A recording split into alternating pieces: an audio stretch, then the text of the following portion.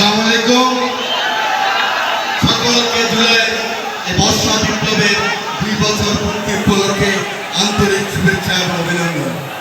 মাননীয় স্পিকার মহোদয় এখানে আছেন, চিফ হুইপ মহোদয়, আমাদের ডিপুরি বিরোধী দলের চিফ হুইপ প্রসাদ আব্দুল্লাহ, অসংখ্য নেতৃবৃন্দ, কিন্তু সবচেয়ে যাদেরকে ভালোবাসি, যাদের জন্য বর্ষা বিপ্লব হয়েছে, যারা রাজপথে আগামী দিনেও আমরা আর কেউ যেন ফ্যাসিস্ট হতে না পারি, পাহাড় হিসেবে থাকবেন, তাদেরকে জানাই আন্তরিক শুভেচ্ছা এবং অভিনন্দন।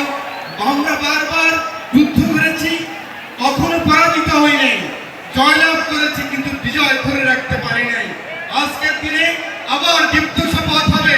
ওই বর্ডারের বাইরে থেকে যারা হুমকি দেয়, আমাদেরকে ধমক দেয়, আমাদের এই সোনার ছেলেদেরকে যারা নস্যাৎ করার জন্য ষড়যন্ত্র করে, তাদের বিরুদ্ধে আমরা ঐক্যবদ্ধ থাকবো।